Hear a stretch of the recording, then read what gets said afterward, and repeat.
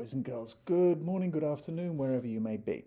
We are going to talk about the rise of Hitler today, and in particular this question of why people in Germany willingly voted for a man who said he was going to take away democracy, civil rights, and quite a lot of their liberties. So, let's start the story by going back in time. What I'm going to do is I'm going to give you a kind of story, the overview of what led to Hitler being elected Chancellor of Germany and then becoming the leader of a totalitarian state. Pay attention to what I say, because afterwards we're going to give you this story and you're going to have to fill in your own words, what happened. So we're going to go back to after the First World War. We've got armistice. It's 1918. Germany surrenders after 4 horrible years of war. Afterwards, the armistice is there, but peace isn't. So the Allies go to Versailles, and the big three, Britain, France, and the United States, basically decide what's going to happen. Everyone else doesn't really have a say. And France in particular wants Germany punished. The terms are really bad for Germany. They lose all their colonies in Africa. They lose large parts of their land. You can see here Germany is split off from this area of Prussia there. And part of what very, very important land here is lost. This is their industrial area, the Ruhrgebiet. Part of it's given to France, but the rest of it, Germany aren't allowed to have any troops in there. The army's made down to 100,000 soldiers, they're not allowed a fleet, no air force, and we all know they have to pay $55 billion in reparations. Now, Germany are basically forced to sign this. They call it the Diktat. This isn't fair. They have no choice in this. And many people, especially in the army, feel that politicians, and in some cases a sinister conspiracy of Jewish people, has stabbed them in the back and betrayed them. In 1919, there are uprisings all over Germany. The Spartacus Revolt, for example, is a communist revolution. There is the Gutputsch, which is a right-wing revolution. None of these take, but many people are angry. Many people are feeling violent. And in 1923, because Germany can't pay the reparations it promised to for France, because its money is becoming worthless because of hyperinflation, the French occupy the Ruhrgebiet. German people are killed. Germany feels ever more helpless. There's poverty, there's unemployment. So it's in this kind of circumstance that a young corporal, just out of the First World War, called Adolf Hitler, signs up for and then takes over the leadership of an organization called the NSDAP, the National Socialist Democratic Arbeitspartei, which is, to you and me, the Nazis. Now, Hitler, despite not having a great education, not coming from a rich background, was an incredibly talented public speaker. And he genuinely believed that this diktat, the Treaty of Versailles, had been a betrayal of Germany and essentially a communist Jewish conspiracy was behind it.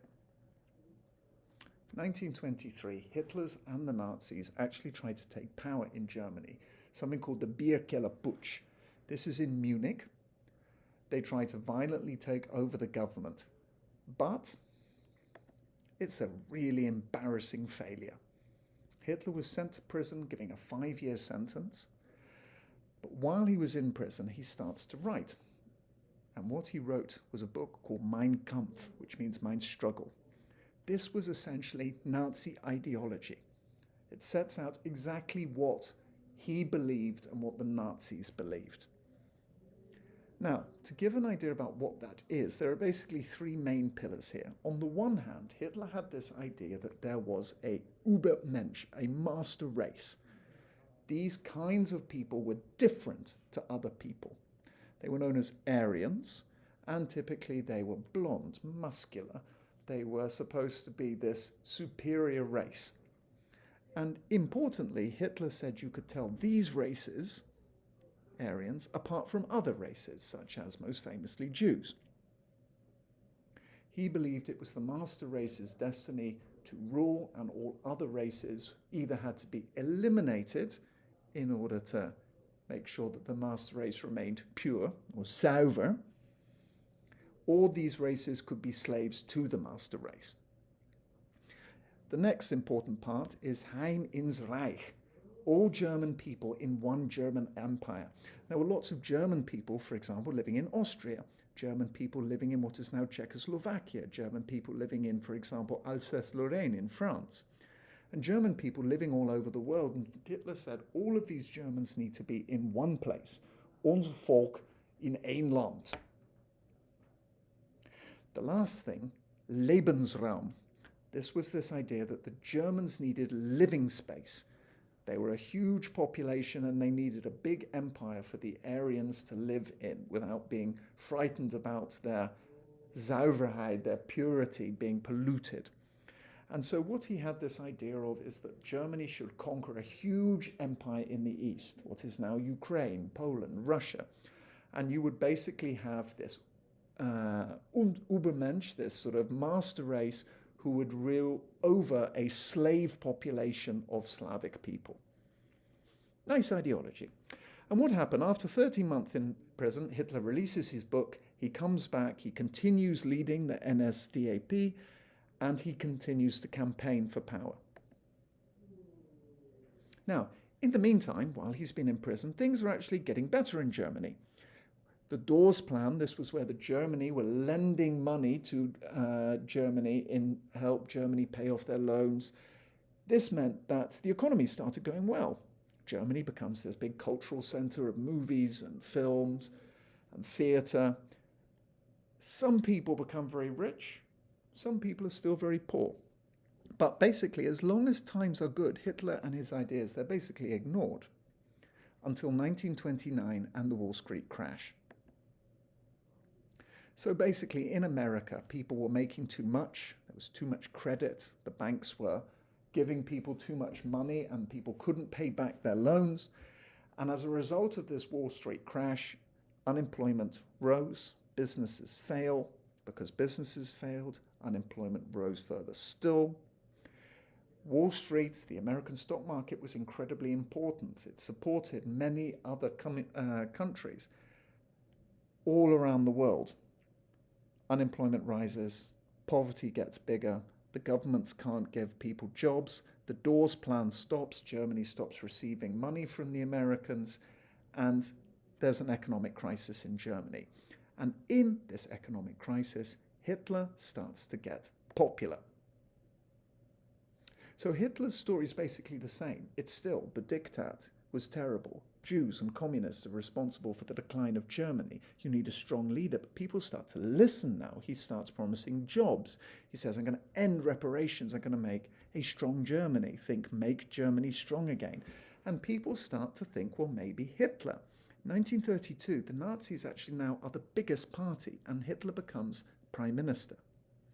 But within Germany itself, even though you can see Nazi support has increased, he's still only on about 33% of the vote. But within Parliament, he's supported by conservatives, so people on the right who are not Nazis. But he still doesn't have a majority, a Mehrheit. So what does he do? Well, in 1932, there is a fire at the Reichstag. It's the German Parliament. Now, this fire is blamed actually on a Dutch communist. And Hitler says, oh my God, there's this communist conspiracy. They're going to take us over.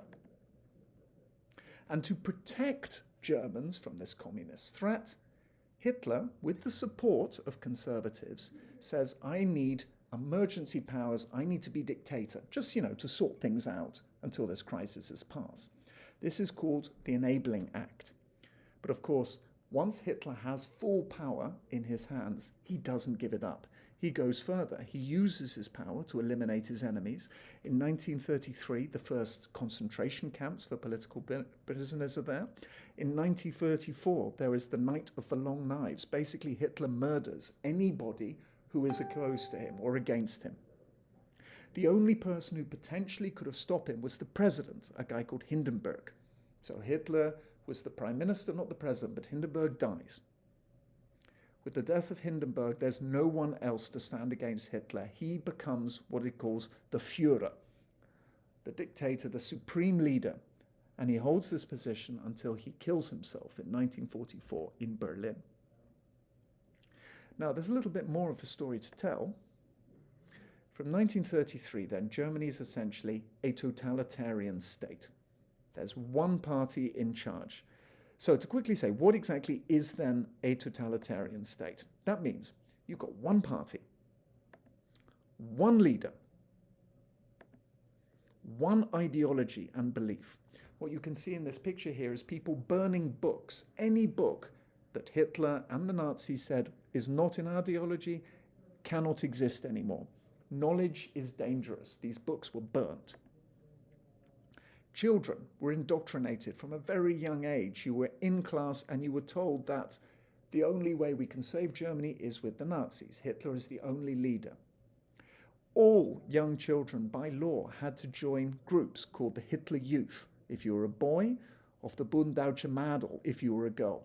If you were a boy, you were told your only job is to become strong and fight for Germany. If you were a girl, your only job was to make more Aryan children. And remember, pure, sauber Aryan children, so they could also carry on and fight and make this strong Germany. Violence was used against any opposition. As I said, the first concentration camps were in 1933. Anyone against the Nazis died. It was that simple. Racial purity was enforced throughout the German Empire. If you were gay, if you were handicapped, if you were anything other than an Aryan, especially, for example, gypsies, you were to be eliminated, sent to concentration camps and killed. You couldn't be allowed to pollute the pure Aryan race. In particular, Hitler was, though, obsessed about the Jews. He had this idea that there was this Jewish communist conspiracy that was basically responsible for everything that was problematic with Germany. During the 1930s, Nuremberg laws started, so there was no mixing of races. So Jewish people were not allowed to be married to or have any kind of sexual relations with a pure German person. Jews were actually sterilized. That means they could not have children. Obviously, this was forced. Jewish businesses were targeted, and in 1938, on a night called the Kristallnacht, all Jewish businesses were essentially smashed up and destroyed with the support of the state. German children were told, you need to identify who the Jews are. You need to keep them apart from you. That's basically, in brief, the story of Hitler's rise. Your teacher will tell you what you need to do next.